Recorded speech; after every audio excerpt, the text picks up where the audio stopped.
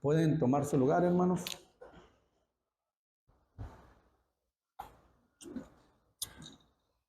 He titulado el sermón de este día, Dios demanda un corazón que le adore y le sirva.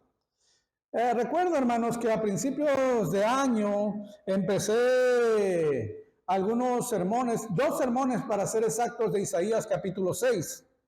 Entonces, después, orando y pidiendo al Señor su dirección, pues Él me llevó a empezar a predicar el libro completo de Isaías.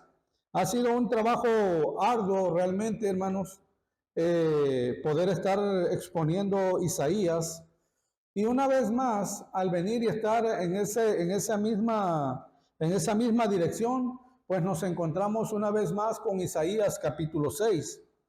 Y podría decir que este es mi tercer sermón sobre Isaías capítulo 6, pero de alguna manera enfocado en la manera como nosotros debemos de adorar a Dios como iglesia e individualmente. Por eso he titulado el sermón, Dios demanda un corazón que le adore y le sirva. Y vamos a estar viendo nuestra exposición del versículo 1 al versículo 8 de Isaías. Entonces, el sermón está estructurado de la siguiente manera. Hay una introducción, hermanos, a lo que vamos a estar considerando en este día, y a continuación estaríamos mirando 2 puntos. Isaías mira la gloria del Señor. Y el segundo punto es los resultados de ver la gloria de Dios, y estaría haciendo una aplicación de lo que hemos mirado en este sermón. Entonces, hermanos, a base de introducción, la forma en que adoramos a Dios da evidencia de la teología que realmente nosotros venimos y nosotros creemos. Pero debemos de tener cuidado en eso, hermanos, porque muchas veces tenemos una teología que profesamos con nuestros labios, y por otro lado tenemos una teología que creemos en nuestros corazones. Y eso es algo de gran relevancia en nuestras vidas. Porque a veces la forma como nosotros venimos y proferimos la teología que creemos acerca de Dios no concuerda con la manera como nosotros adoramos a Dios ya en la práctica. Alguno preguntará, bueno, pastor, ¿y qué es la adoración? Ya que vamos a estar hablando de la adoración, ¿qué es la adoración? Bueno, hermanos, para poder mirar y tener una pequeña idea sobre lo que es la adoración, porque no lo voy a ver en todo su esplendor, pero mire conmigo Mateo capítulo 4, versículo 8.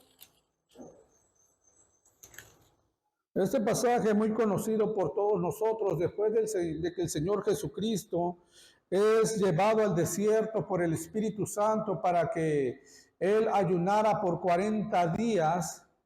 Después el enemigo viene, Satanás viene y empieza a tentar al Señor Jesucristo.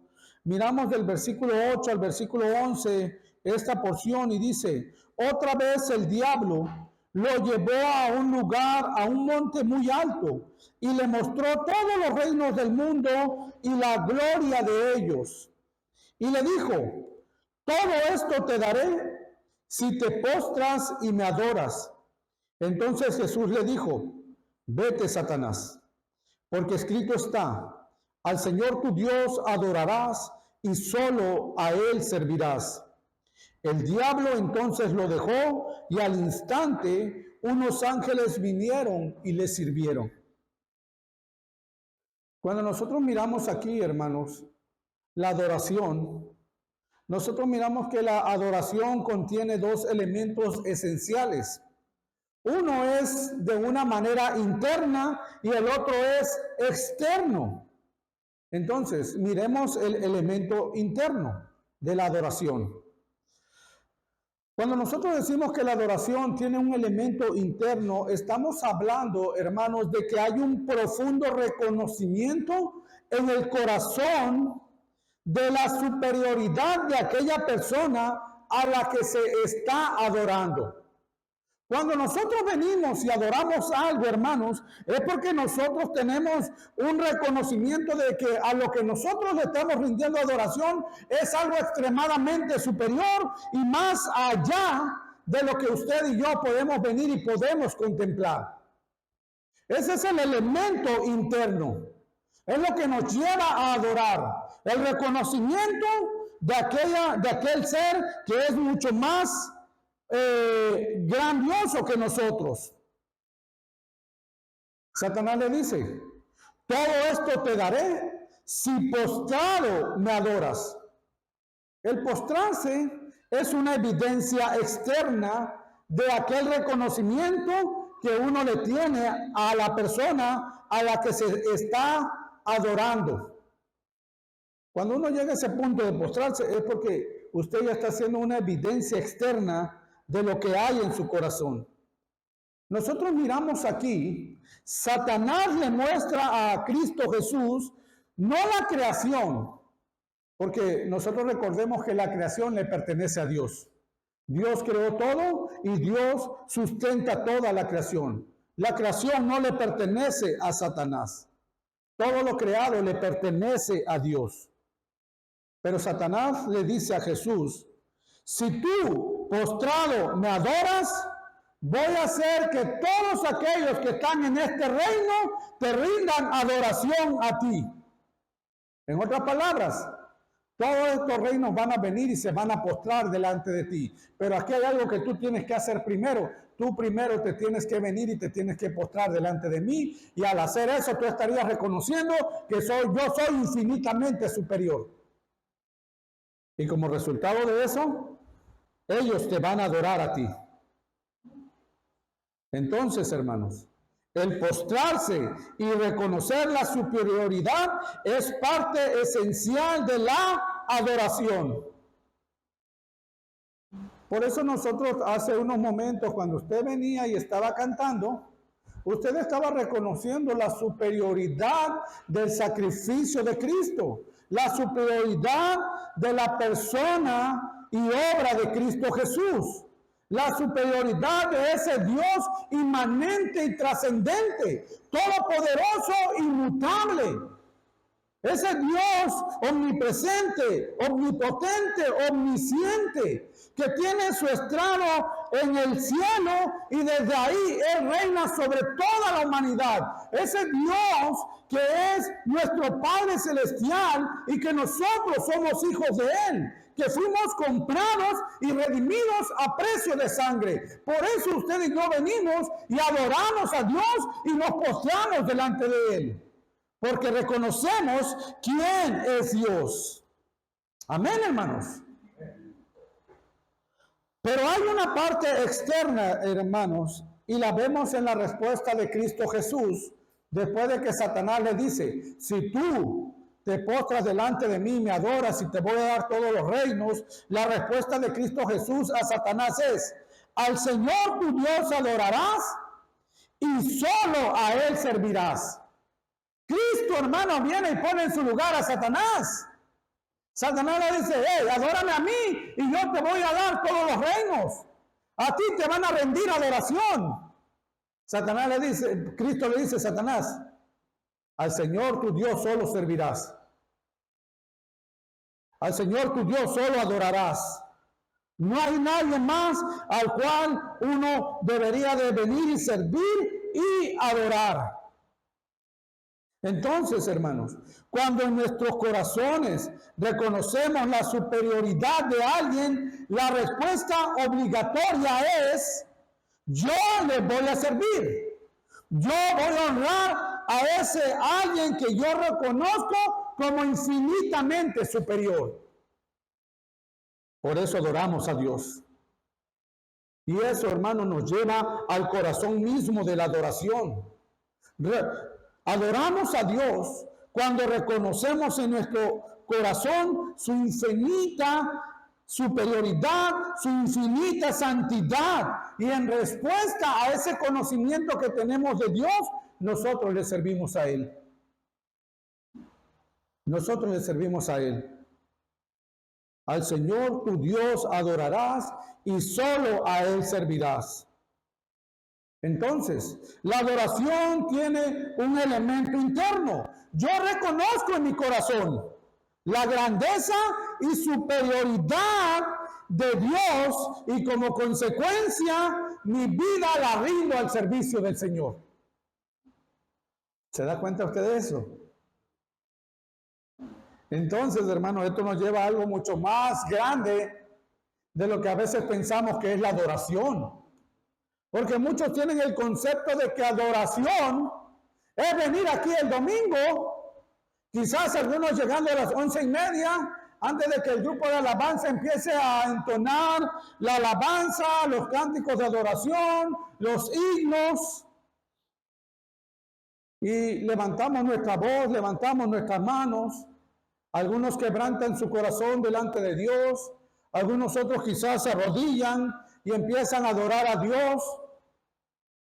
Y después de algún tiempo, el grupo de alabanza termina la alabanza, el pastor toma 40 minutos, una hora de predicación, y cuando se termina todo, pues ahí se terminó la adoración. Ese es el pensamiento de muchos, que la adoración se reduce solamente al servicio del domingo. Pero hermanos, cuando nosotros miramos la palabra de Dios, la adoración se da en tu casa, la adoración se da en tu trabajo, la adoración se da en la escuela, la adoración se da en todo lugar donde nosotros andemos.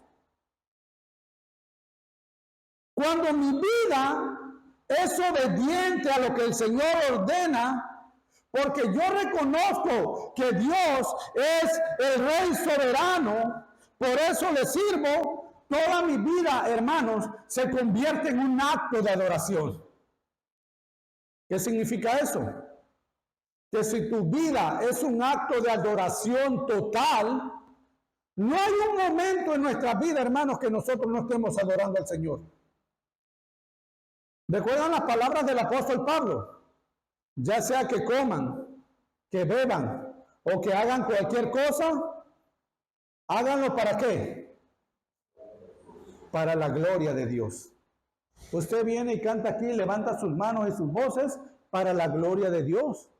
Usted va a su trabajo, se esfuerza como un trabajador diligente, un trabajador honrado, honesto, íntegro, para la gloria de Dios. Usted es un padre de familia que se esfuerza en venir y ser el mejor padre, el mejor esposo, para la gloria de Dios. Usted es un hijo, usted se esfuerza en venir y obedecer a sus padres en todo y agradarle a Él para la gloria de Dios.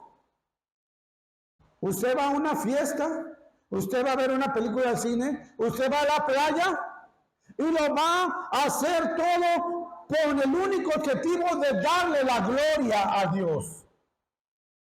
No hay un momento, hermanos, no hay una actividad en nuestras vidas que nosotros podamos decir, bueno, esto no es para la gloria de Dios. Todo lo que hagan, háganlo para la gloria de Dios. Y cuando usted lo hace para la gloria de Dios, usted está rindiendo honor y adoración a Dios. Entonces, hermanos, nuestra vida, toda nuestra vida, hermanos, es un acto de adoración a Dios. Incluso, yo no sé si usted lo ha visto así, pero incluso cuando usted viene y usted va a comer y tiene un plato de comida en su mesa y usted dice, Señor, gracias por estos alimentos, usted está adorando al Señor. Por eso Pablo dice, ya sea que comamos o que bebamos, hagámoslo todo para la gloria del Señor. Entonces la pregunta obligada aquí es, ¿cómo quiere Dios entonces que nosotros le adoremos? Si toda nuestra vida es un acto de adoración, si la adoración no se reduce a los días que venimos aquí a estas cuatro paredes y nos congregamos, si la adoración, hermanos, es todo lo que nosotros hacemos delante de Dios. Bueno, vamos a mirar nuestro pasaje. Veamos Isaías capítulo 6, versículo 1 al 4.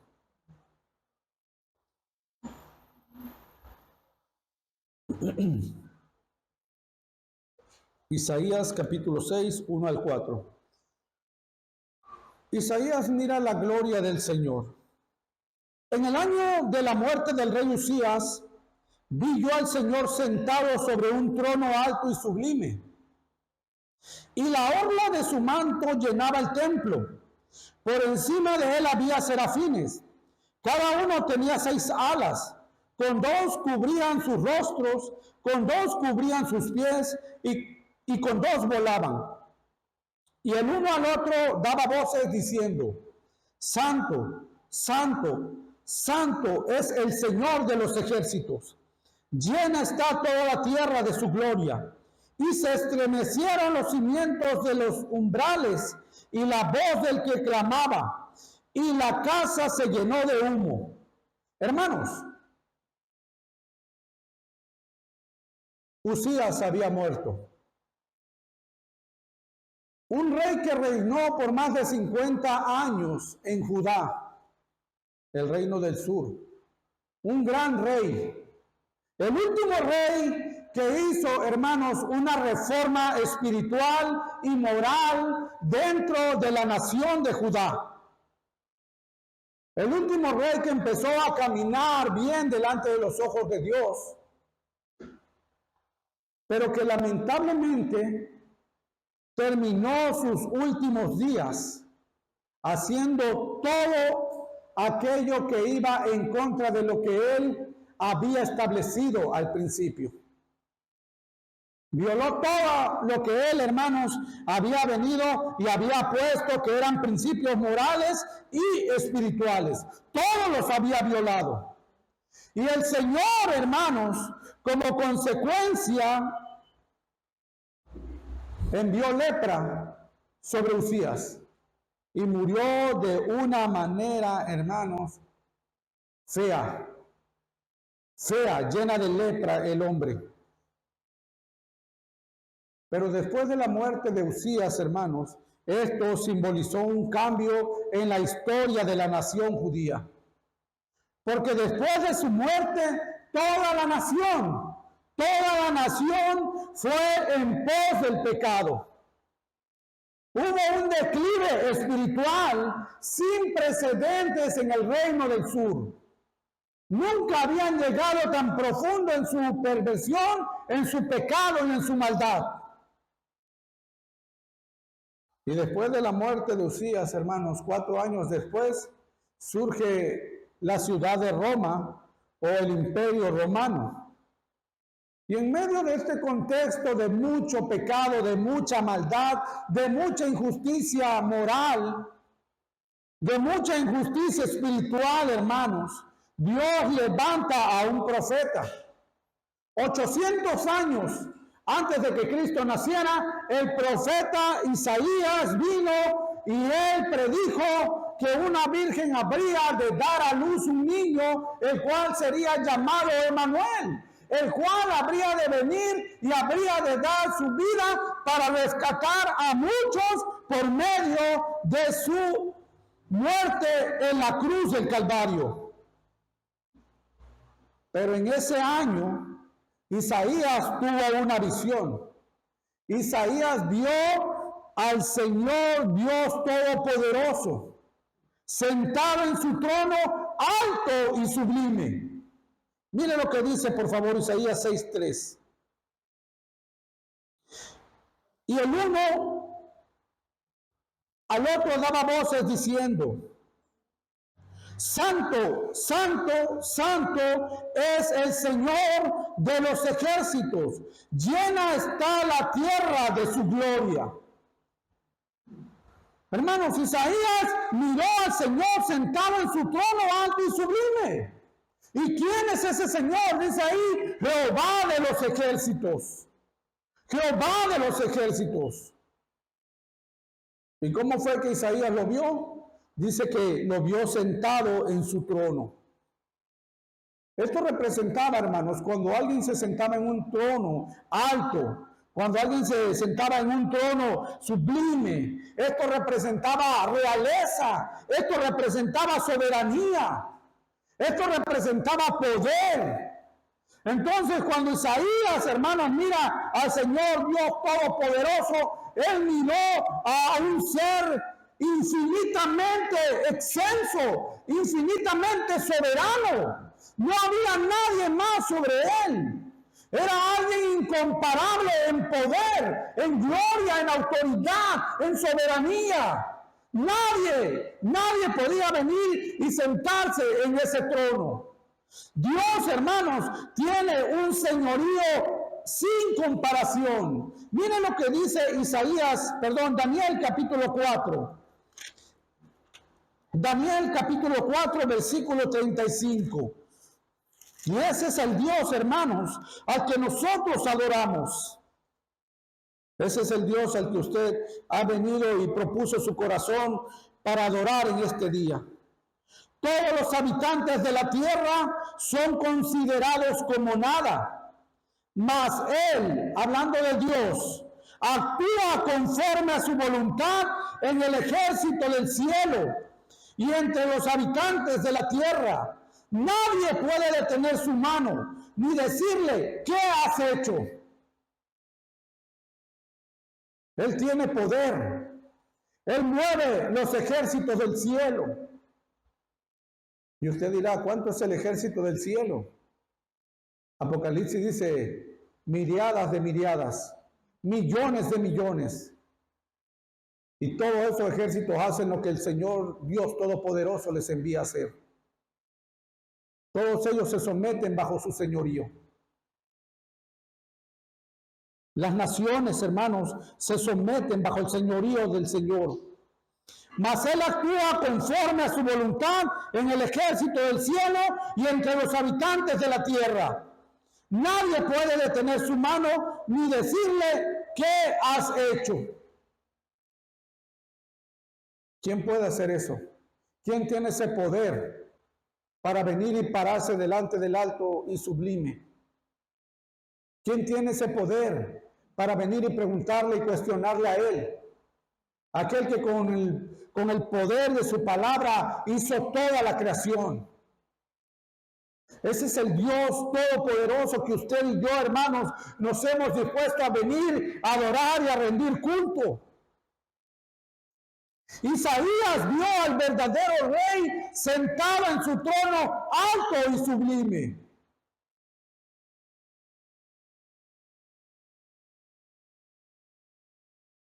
¿Y cómo estaba este rey? Dice aquí la palabra del Señor en el versículo 1. En el año de la muerte del rey Usías, vi yo al Señor sentado sobre un trono alto y sublime, y la orla de su manto llenaba el templo. Hermanos, él miró al Señor Dios Todopoderoso con ropajes espléndidos. No solo lo vio sentado en su trono, lo vio vestido de magnificencia. Dios Todopoderoso sentado y majestuoso, como un rey todopoderoso. Pero ¿qué más vio Isaías aquí, hermanos? Vio al Señor siendo adorado. Miren lo que dice el versículo 4. Perdón, del versículo 2 al versículo 4. Por encima de él había serafines. Cada uno tenía 6 alas. Con 2 cubrían sus rostros, con 2 cubrían sus pies y con 2 volaban. Y el uno al otro daba voces diciendo, Santo, Santo, Santo es el Señor de los ejércitos. Llena está toda la tierra de su gloria. Y se estremecieron los cimientos de los umbrales a la voz del que clamaba, y la casa se llenó de humo. Hermanos, Isaías vio a estos seres angelicales adorando al Señor Dios Todopoderoso. El Señor estaba acompañado ahí de serafines. ¿Sabes? Cuando usted busque la palabra serafín significa ardiente. Entonces muchos teólogos han llegado a la conclusión de que estos seres están encendidos en fuego. No los serafines que nos ha puesto la Iglesia Católica, de unos bebecitos ahí encuerados con alas. Estos son seres que dice que están ahí encendidos, ardientes. Seres, hermanos, que posiblemente están en esa condición al venir y contemplar la gloria del Señor. Imagínese usted estar ahí contemplando la gloria de Dios. Usted recuerda, hermanos, cuando Moisés viene y sube al monte Sinaí, cuando Dios le da las 2 tablas de los 10 mandamientos.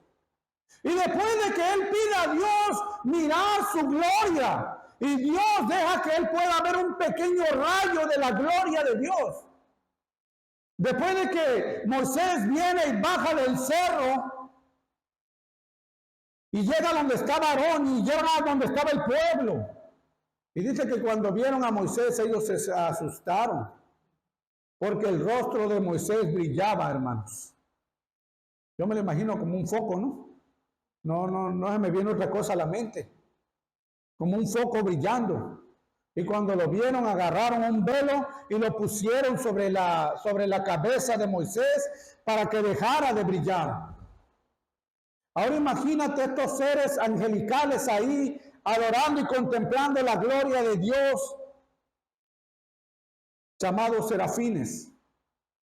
Y que el nombre serafín significa ardiente. De quizás nada más contemplar y mirar la radiación de la gloria del Dios Todopoderoso delante de su presencia.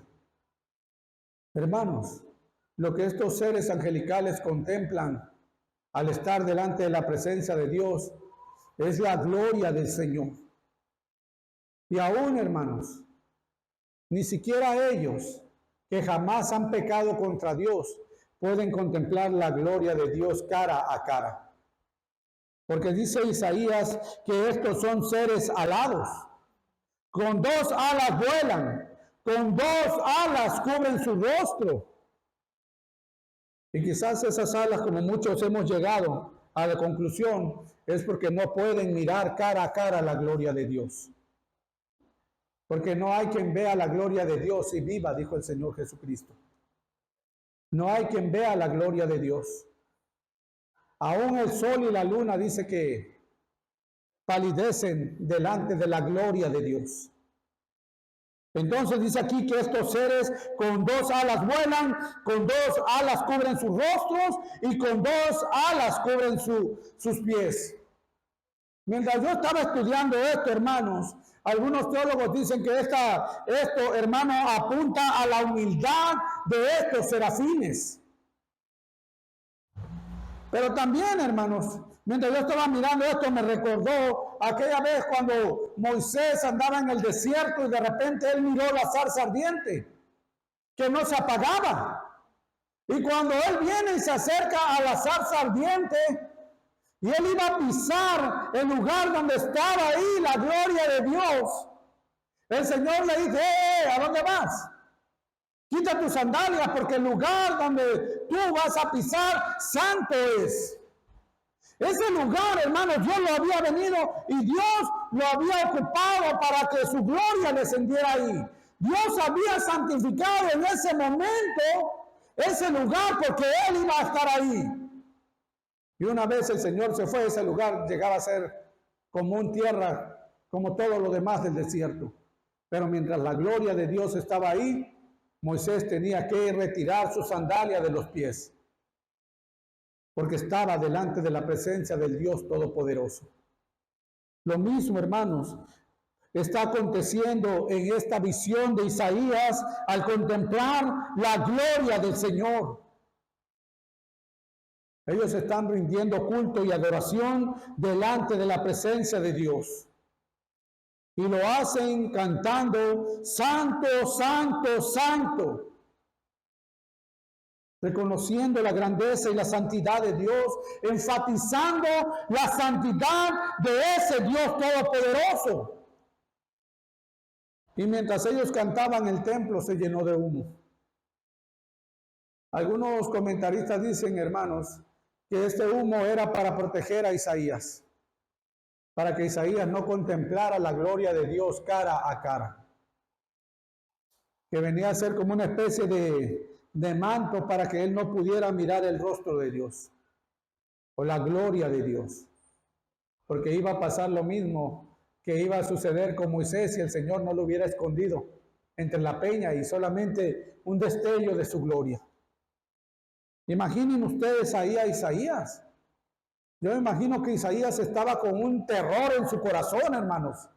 Porque dice aquí que mientras estos seres angelicales decían santo, santo, santo y adoraban al Señor, los umbrales de la puerta retumbaban. O sea, era el impacto, hermano, la voz, como un trueno. ¿Se imaginan para que los umbrales vinieran y se movieran? Era porque había poder ahí. Y la alabanza, hermanos, era algo gloriosa delante de la presencia de Dios. Y usted quizás se pregunte, bueno, pastor, ¿y esto qué tiene que ver con nuestra adoración?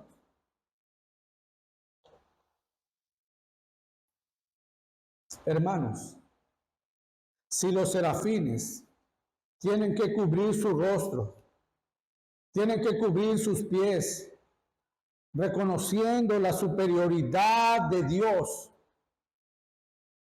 muchas veces nosotros como iglesia no nos damos cuenta que cuando venimos aquí, nuestros corazones vienen todos apáticos cuando vamos a adorar a Dios. Muchas veces venimos a la iglesia, hermanos, tan cansados de sueño, tan cansados de todo lo que hemos hecho. Y hermanos, nuestra forma de venir y presentarnos delante de Dios no representa, hermanos, la forma como nosotros debemos de adorar y presentarnos delante del trono de la gracia. Muchas veces somos apáticos en cómo adoramos a Dios. Y yo creo, hermanos, desde lo profundo de mi corazón, es porque no estamos viendo a Dios en su gloria y majestad. Porque no contemplamos la gloria de Dios como la contemplaron los serafines, como la contempló Isaías, hermanos. El profeta miró, hermanos, una visión de Dios exaltado. Y si nosotros vamos a adorar a Dios como Él desea ser adorado, tenemos que ver quién es Dios. Tenemos que verlo a Él en toda su gloria y majestad. De otra manera, hermanos, la manera como nosotros adoramos siempre va a venir y siempre, hermanos, va a ser con un corazón frío. La adoración, hermanos, comienza cuando nosotros contemplamos la grandeza de Dios. Y como decía al principio, hermanos, nuestra adoración incluye todas las áreas de nuestra vida. Usted hágase la pregunta, yo estoy adorando a Dios constantemente como Él desea que yo le adore, porque yo sé quién es Dios. Yo he visto la gloria de Dios de una manera maravillosa, de tal manera que esto me lleva a adorarlo en todas las áreas de mi vida.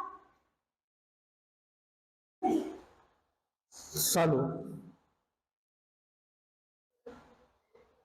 Hermanos, ¿cómo podemos adorarlo en la iglesia, en la casa, en el trabajo, si muchas veces no tenemos una clara visión de quién es Dios?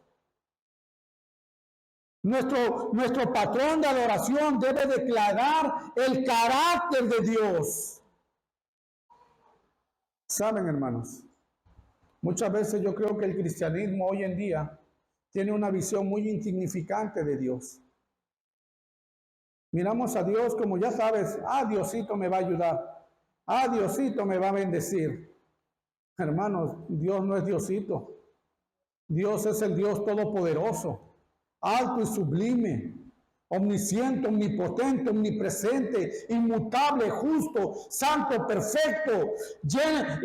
Es un Dios de ira, es un Dios de justicia. Él no es Diosito. Él no es el Dios que nosotros nos hemos imaginado en nuestra mente, hermanos.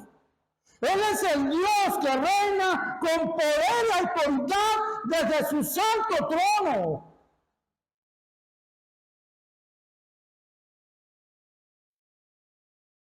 Necesitamos tener una perspectiva de quién es Dios. Hermano, ¿usted quiere saber lo que otra persona cree de Dios? Esto es una cita que tomé.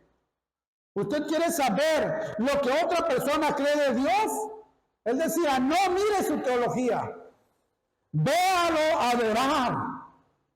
Porque su teología, en su teología, él puede expresar una teología correcta. Pero es en la forma de adorar que podemos ver la teología que realmente esa persona cree en su corazón. Yo puedo tener un gran conocimiento de todas las doctrinas y puedo explicar todas las doctrinas de una manera maravillosa. Pero si cuando yo vengo y en mi práctica de adoración, hermanos, esto no va de acuerdo a lo que yo proceso, entonces tenga cuidado, tenga cuidado. Una cosa es lo que uno dice, otra cosa es cómo uno viene y se presenta delante de Dios, cómo uno le adora a Dios. Tengamos cuidado, hermanos, con lo que decimos y que lo que hacemos, hermanos, en nuestra forma de adorar a Dios va de acuerdo a lo que son nuestras palabras. Porque muchas veces eso está disparejo. Nuestra adoración no va de acuerdo a lo que nosotros hablamos.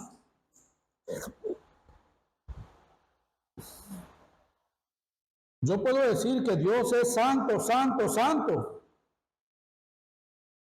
Y cuando venimos a la iglesia, hermanos, y el sermón está siendo predicado, nos dormimos.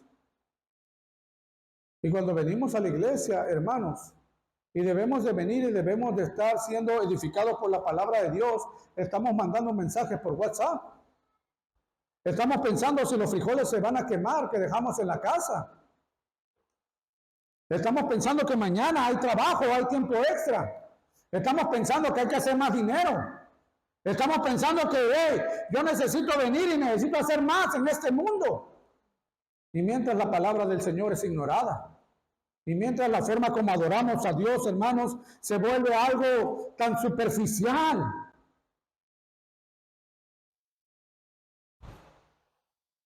Aún yo mismo, hermanos, soy culpable de eso.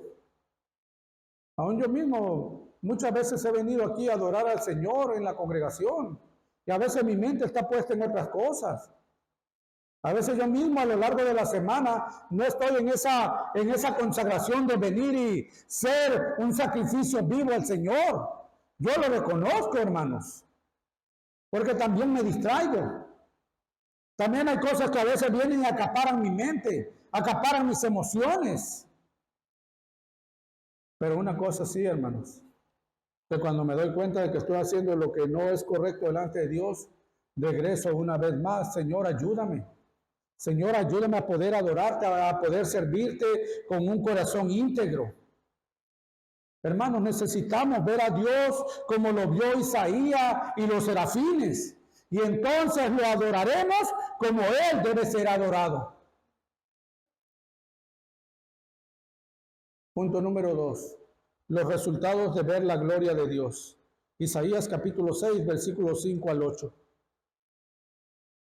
Entonces dije, ay de mí, porque perdido estoy, pues soy hombre de labios inmundos, y en medio de un pueblo de labios inmundos habito, porque mis ojos han visto al Rey, el Señor de los ejércitos.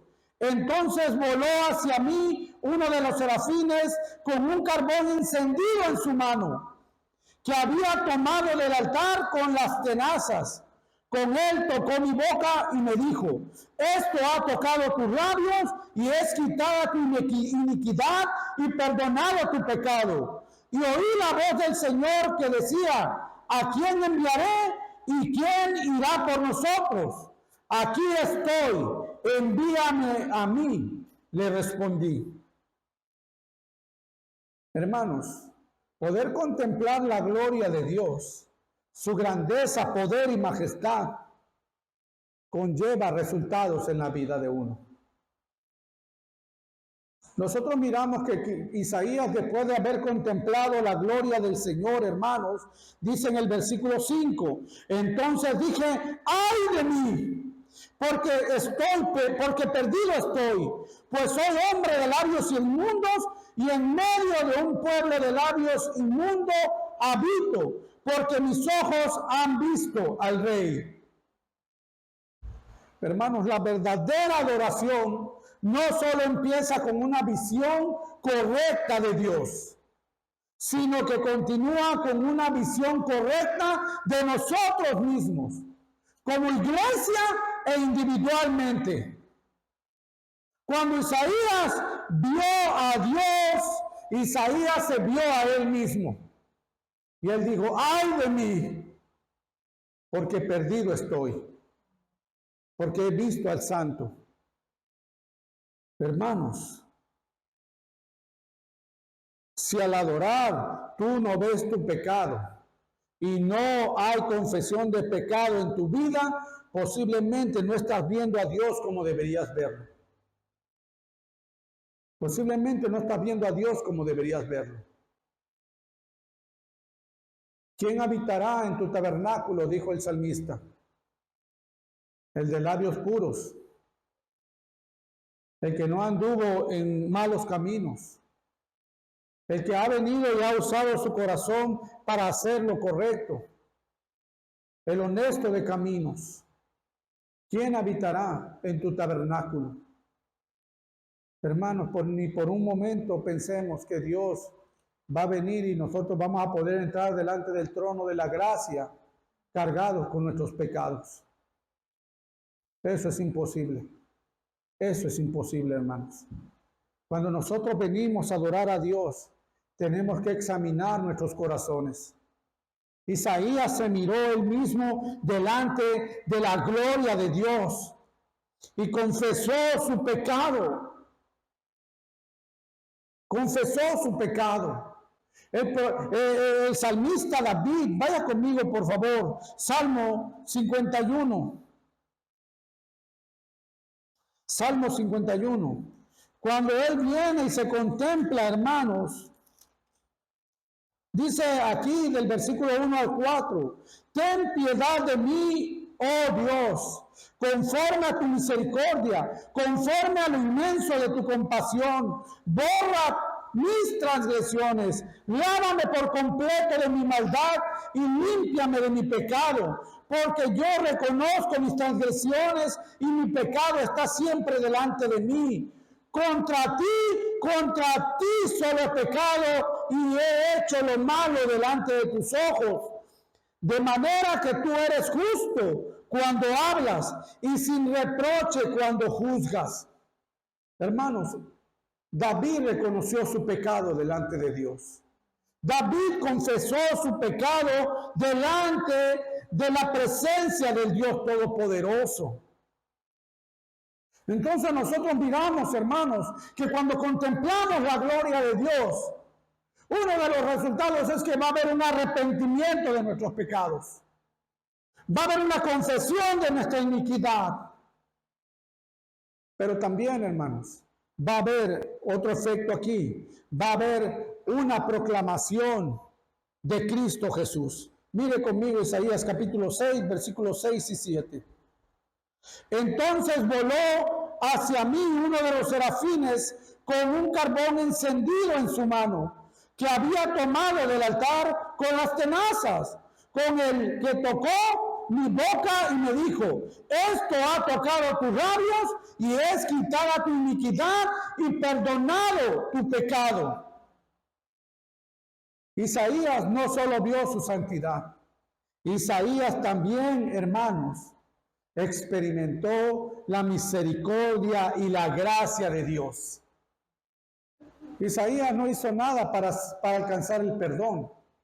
Isaías no hizo nada, hermanos, para que su iniquidad fuera borrada. Lo único que Isaías hizo delante de la presencia del Señor es, ¡ay de mí! ¡Ay de mí! Él miró su pecado, él miró su culpa. Y el Señor en su gracia envió a este serafín que tomara un carbón encendido con unas tenazas y después aplicó ese carbón sobre los labios de Isaías. Y eso, hermanos, vino y fue para perdón de pecados y purificación de Isaías. Ahora, hermanos, ¿cómo nosotros miramos a Cristo en esta escena? Usted recuerda, Dios envió a Cristo Jesús, nacido de la Virgen, para vivir una vida perfecta en esta tierra, en representación de muchos pecadores. Murió por esos muchos pecadores que Él está llevando a la gloria eterna. Fue sepultado y resucitó al tercer día. Y ahorita está a la diestra del Dios Todopoderoso, intercediendo por sus redimidos, fortaleciendo a aquellos que todavía están en el mundo, que todavía lo rechazan a Él, y cuidándolo en su gracia soberana hasta el día que ellos habrán de conocer la salvación.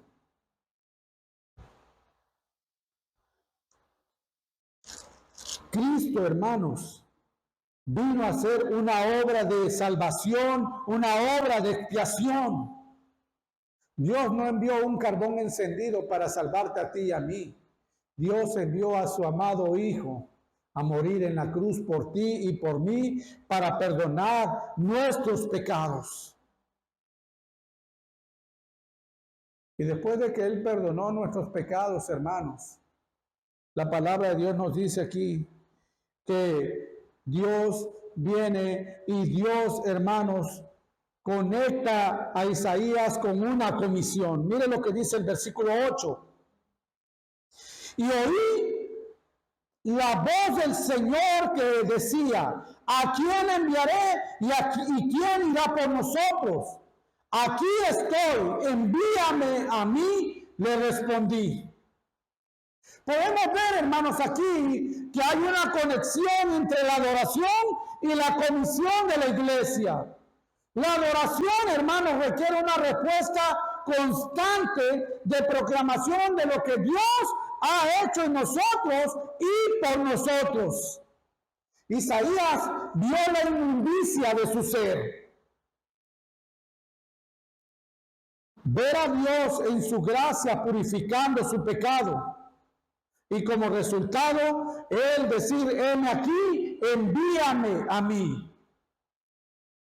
Hermanos, la adoración requiere una respuesta constante en la evangelización. ¿Cómo es eso, pastor? Bueno, si nuestra adoración, si nuestra vida de adoración, hermanos, es débil, nuestra proclamación de Cristo también va a ser débil. Usted haga un autoexamen en este momento. ¿Cuántas veces usted ha proclamado el Evangelio en este mes que llevamos de agosto? Y usted va a ver ahí, hermanos, qué tan fuerte es su vida de adoración a Dios. Porque cuando nuestra vida de adoración a Dios es fuerte, nosotros, hermanos, vamos a anhelar que otros conozcan al Dios que nosotros estamos adorando y sirviendo. Si usted rinde su vida cada día en todas las actividades de su diario vivir a adorar a Dios y a servirle a Él, hermanos, eso va a ir conectado con la manera como usted está compartiendo el Evangelio de Cristo. Porque las personas van a mirar su vida, porque las personas van a mirar su caminar. Y aún sin que usted vaya a ellos, ellos van a venir a usted, porque van a mirar su vida diferente al resto de los demás. Porque su vida es un acto de adoración constante delante de la presencia de Dios. Entonces, hermanos, la verdadera adoración siempre va a venir y siempre va a producir arrepentimiento, porque mira a Dios como el santo, pero también va a producir la proclamación del Evangelio en su vida. Eso es algo que es innegable. Entonces, ¿qué se necesita para una adoración correcta? Pues ya miramos, hermanos. Se necesita una visión correcta de Dios. Se necesita la renovación de la mente para adorar a Dios en espíritu y en verdad. Pero para llegar a ese punto usted necesita conocer a Dios en la salvación. De otra manera no podemos hacerlo. Entonces, hermanos, la adoración comienza cuando yo veo la grandeza de Dios, su superioridad, y en respuesta le sirvo a Él. Amén, hermanos. Ahora, ¿cómo aplicar esto que acabamos de ver, hermanos? Primeramente, me voy a dirigir a aquellos que estén aquí en la audiencia presentes y a aquellos que nos están mirando a través de las redes sociales. Amigos, quizás algunos de ustedes dicen, bueno, yo no soy cristiano. Y lo que el pastor acaba de decir acerca de la adoración, que la adoración involucra toda la vida de la persona. Y usted puede decir, bueno, pues yo no soy un adorador. O quizás para ti adorar solamente sea venir a la iglesia, levantar las manos, cantar algunos cantos, leer la Biblia. Eso es parte de nuestra adoración a Dios. La adoración a Dios es una expresión de mi lealtad a Él en toda mi vida. Pero sabes que aunque tú no eres un cristiano, sabes que tú también le eres leal a alguien. Y día a día reconoces la superioridad de algo o de alguien. Y día a día le sirves. Puede ser el dinero, puede ser el trabajo, puede ser el sexo, puede ser la droga, puede ser el alcohol, puede ser tú mismo, puede ser alguien en una red social que le eres fiel y cada día lo sigues. Tú eres tan adorador como yo. Porque al final terminas reconociendo como yo la superioridad de alguien o de algo y al final terminas sirviéndolo. Quizás no adoras a Dios, pero adoras algo en tu vida. Hay algo que adoras y hay algo a quien le sirves. ¿Y sabes por qué lo haces? Porque reconoces su superioridad, porque reconoces su grandeza.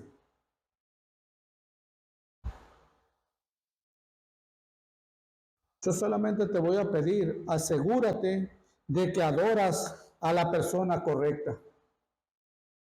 Jesús, al Señor tu Dios adorarás y solo a Él servirás. Déjame decirte, al final siempre vas a terminar postrándote delante de algo o de alguien, mostrando tu lealtad a algo o a alguien. Yo te recomiendo, termina adorando y honrando al Dios verdadero, aquel que es poderoso para salvarte, aquel que es poderoso para librarte de las llamas del infierno, aquel que es poderoso para venir y enviarte a lo más profundo de la oscuridad, por medio de la obra de su amado Hijo Jesucristo. Jesús dijo, yo soy el camino, yo soy la verdad, yo soy la vida y nadie viene al Padre si no es por mí. ¿Crees que no eres un adorador? Examina tu corazón y te vas a encontrar adorando y sirviendo a algo en este mundo que no es Dios. Pero si estás escuchando este día, yo te ruego, reconcíliate con Dios a través del sacrificio de Cristo en la cruz del Calvario. Porque estás bajo la ira de un Dios omnipotente, un Dios omnisciente, un Dios omnipresente. Aquel que tiene el poder para enviarte a la condenación eterna.